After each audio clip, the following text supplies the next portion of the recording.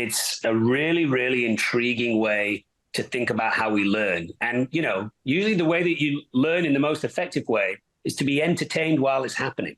I've been playing with this Storyrabbit app, and I have not been able to stop.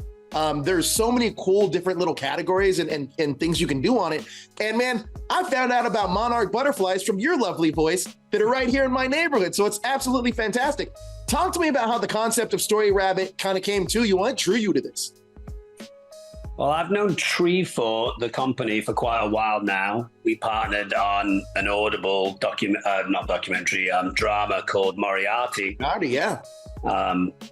Which I think has done 2 seasons and is close to doing 3. Yep. So this is a company that in a lot of ways specializes in the Audible world. Kelly had talked to me about this idea of trying to understand the planet from a kind of basis of curiosity and being told stories. It's great that you've obviously found the monarch butterfly in the place where you live, Joseph, but imagine how much this app opens up if you're lucky enough to be traveling to places that you've never been to before. So you actually want someone to tell you stories about that place through different filters, whether that's, history or nature. True crime, true crime. Right. Or there's a very, very fun kind of way of understanding the world, a playful way in a kind of cynical look at the places that you are, just to kind of give you a little medicine for the sugar that you've been swallowing for so long, So I think Kelly and I, as friends, have always been interested and intrigued with how stories are told around the world and how that colors the way that you understand it. It just seemed like a very, very on-brand idea for the way that I travel. I go to places that I've never been to before. I've rarely been to the same country more than once or twice.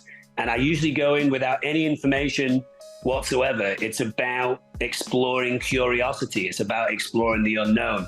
But every so often, to be given the opportunity to go down these little rabbit holes that you're interested in, it just opens up a different way of traveling. 100%. So I'm the type of guy, one out of 2 ways. I love traveling. I travel all the time, and I usually do it with friends that do the same job as I do. We usually go out and do stuff. But sometimes when I'm by myself, I'll usually just stay in my hotel because I hate doing things alone. This changes the game because now I feel like I have my phone as my best friend. I can go on this journey and find out about things that I would never have known about.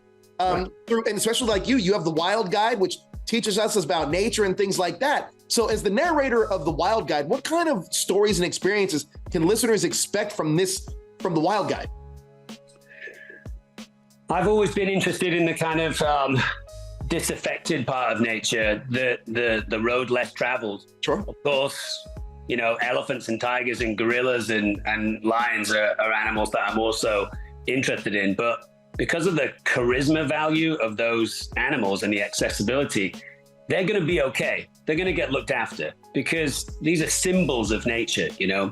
For me, I see it all as one complete entity. So an elephant to me is as interesting as an elephant shrew or a minuscule animal. I want to know. So again, looking at the world of nature through my particular preferences for the listener would take them on roads and journeys that they could never even think that they would go to before because they never even heard of the animal. That's what I certainly like about my kind of view of nature. But of course, it's kind of a mystery every time you get to a different place because there's so many different aspects of nature that are hidden to us. And again, this is an app that kind of shines a light on that kind of secret world that we're all living in. Yeah. I like the idea that, of course, nature is one of the things that I'm very interested in and that moves me in terms of the way that I travel. But I like the idea that you might wake up one morning and say, you know what, I want to roll the dice. And you change the filter on the world that you're looking at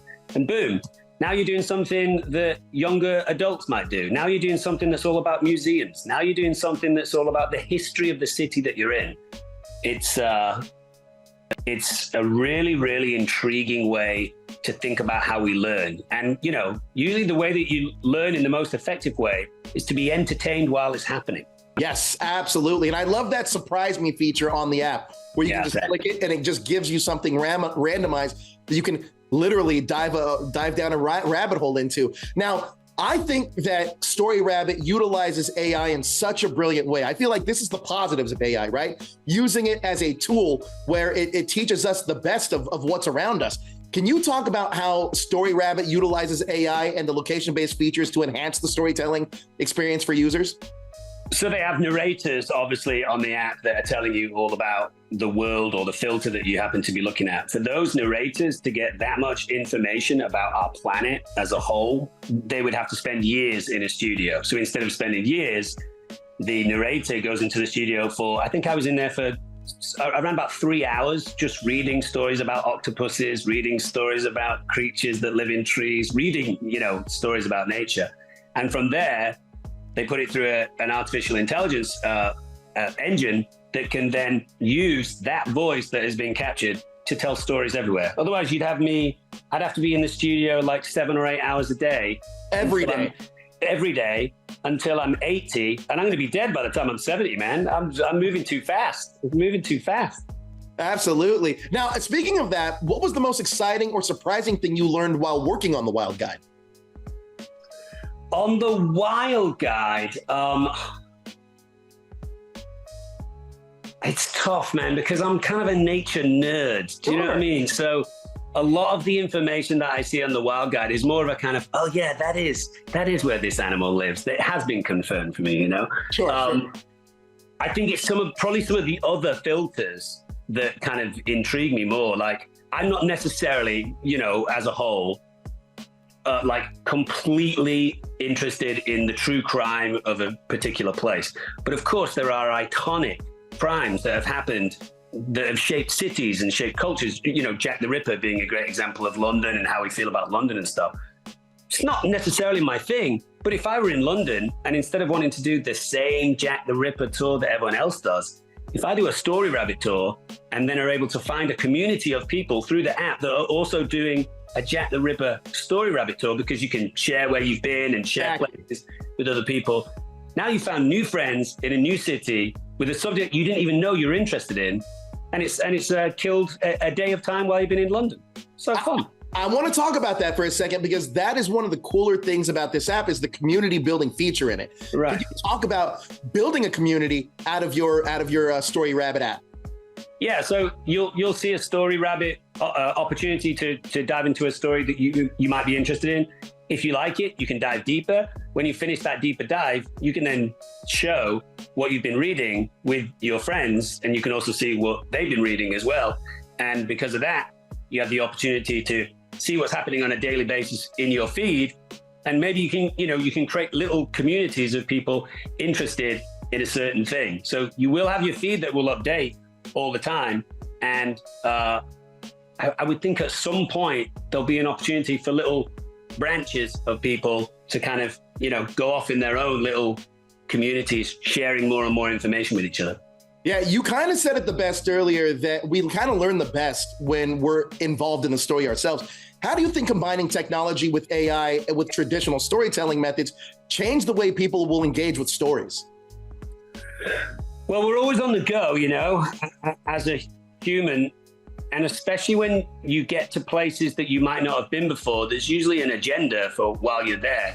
So we tend to find ourselves busy in new places, and you need the convenience of being able to check something that you've got in your hand to be like, oh, you know what? I have 20 minutes before my lunch starts, or we got here early, or I have 50 minutes to spare before my taxi shows up.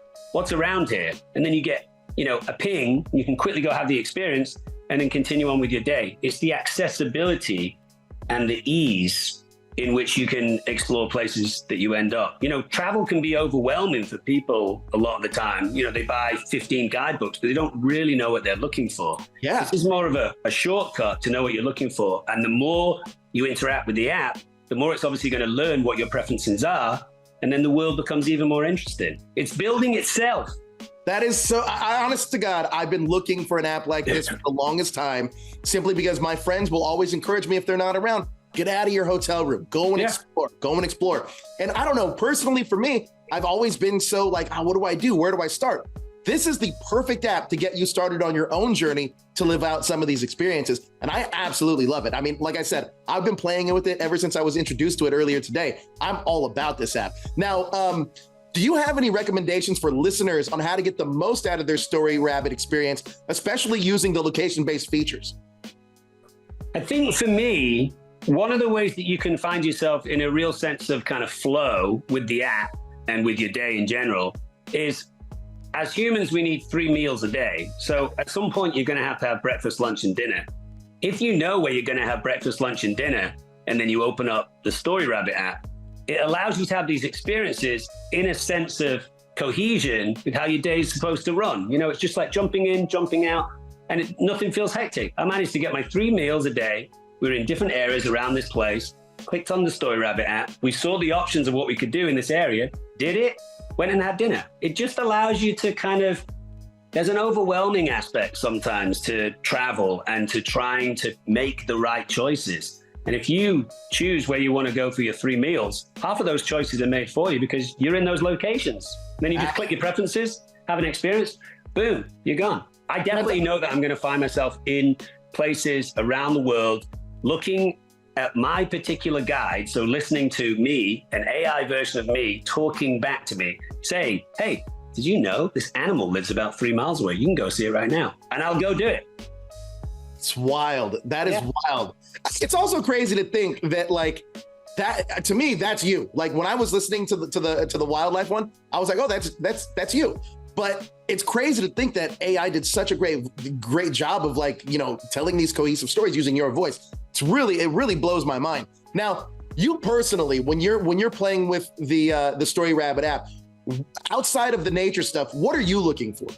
History. So I think the thing that I'm probably the most excited about to try on when I'm traveling around the world in the next couple of months here is the history that I never knew existed, you know. So find yourself in a spot and you have 5 or 10 minutes to check the app and realize that you're in a place where something happened that you didn't even know it even existed before you jump around on the app, you know.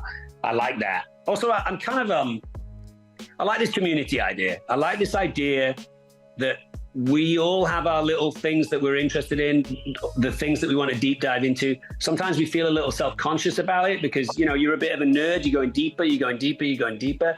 At the deepest part of those holes is a community of people going, oh, we do that too. And you guys can all become friends on the app, you know? So you're finding like-minded people whilst exploring the world. I think that's the thing I like about it the most. Listen, man, we're approaching October. I love spooky season. I'm all about Halloween. I think there's a paranormal filter on there too. Best believe in October, I will dive deep down that rabbit hole. Now, one of the things you talked about was humbling yourselves. And I feel like this app kind of does that in a way, because especially with the outdoors and wildlife for me, because it's something that I'm not super familiar with, but I love learning about. How do you think, or what impact do you think Storyrabbit will have on listeners, particularly those that are into, that are passionate about outdoors and wildlife? Well, the great thing about people that love wildlife is that they're going to protect it. Yeah. My hope with this app is it's the people that are not necessarily too connected to wildlife that find themselves stumbling down a rabbit hole about it, and it changes their mind completely about their outlook of the world. You know, I was lucky enough to do a nature show for 3 years for the BBC and for Travel Channel, and my kind of mission with that show was to change people's minds about animals that most people are scared of, you know? Because as we talked about earlier on, elephants, tigers, gorillas, orangutans, they're gonna be okay. We're gonna look after them. It's the ones that people hate that feel like they are now, you know, they deserve to die because people don't like them. And just because you dislike an animal doesn't mean you have the right to kill it. You know, it shouldn't necessarily work that way. So with Storyrabbit, hopefully you're exploring pretty deep into the nature guide and realizing that there are animals out there that not only you didn't know existed, but now you're curious about them. And if you're curious about anything, you'll want to preserve it. Absolutely. Well, Dominic, I think that's the perfect way to end this. Look, thank you so much for your time. This app, I'm so happy I was introduced to it. I'm going to use it as soon as we're done. I'm going to use this and impress everybody with this app. But thank you so much, man. I appreciate you. Nice to talk to you, Joseph. You too. Take care. See ya.